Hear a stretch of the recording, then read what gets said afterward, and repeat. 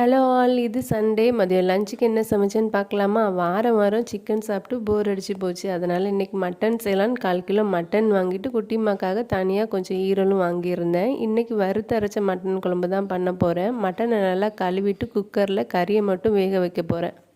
ஈரலை குழம்பெல்லாம் கூட்டினதுக்கு அப்புறமா போட்டு வேக வைக்கணும். அதனால் அதை எடுத்து தனியாக வச்சுட்டு மஞ்சத்தூள், மட்டன் மசாலா, தயிர், உப்பு சேர்த்து கொஞ்சமாக தண்ணியும் ஊற்றி குக்கரில் ஒரு 10 விசில் போட்டு வேக வச்சா நல்லா சாஃப்டாக வெந்து வந்துடும்.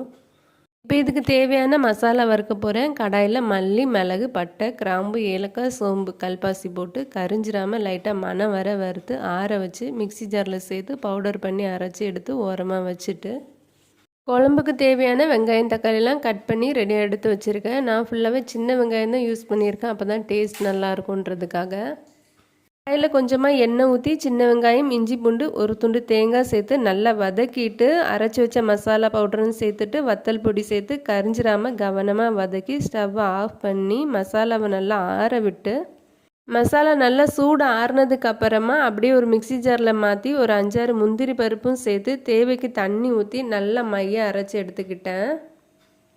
கடாயில் கொஞ்சமாக எண்ணெய் ஊற்றி எண்ணெய் நல்லா காஞ்சதும் 5-6 சின்ன வெங்காயம் நறுக்கி சேர்த்துருக்கேன். இது நல்லா வதங்கினதுக்கப்புறம் கட் பண்ணி வச்ச 2 தக்காளி சேர்த்து ஒரு கைப்பிடி புதினா கொத்தமல்லி போட்டு லைட்டாக வதக்கிட்டு தக்காளி நல்லா குழஞ்சி வேக ஒரு 2 நிமிஷம் மூடி வச்சு வேக விட்டு அரைச்சி வச்ச மசாலா பேஸ்ட்டு, வேக வச்ச மட்டன், தனியாக எடுத்து வச்ச ஈரலையும் போட்டு தேவைக்கு தண்ணி ஊற்றி குழம்ப நல்லா கொதிக்க விட்டுடலாம்.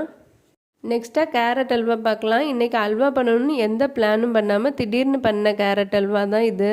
இங்கே மட்டன் குழம்பு நல்லா கமகமன்னு சூப்பராக ரெடி ஆகிடுச்சு. கடைசியாக கருவேப்பிலை சேர்த்து இறக்கிற வேண்டிதான்.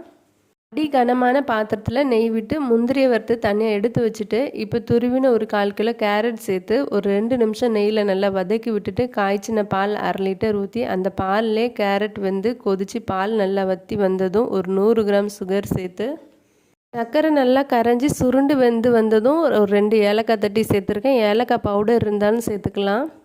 இப்போ இதில் 2 ஸ்பூன் நெய் ஊற்றி பாத்திரத்தில் ஒட்டாமல் வந்ததும் வறுத்து வச்ச முந்திரி சேர்த்து ஸ்டவ்வை ஆஃப் பண்ணிட்டோன்னா 10 நிமிஷத்தில் செம்ம டேஸ்டான கேரட் ஹல்வாவும் ரெடி. இன்றைக்கி சண்டே எங்களுக்கு இப்படி தான் போச்சு. இதே மாதிரி இன்னொரு சர்ச்சில் பார்க்கலாமா?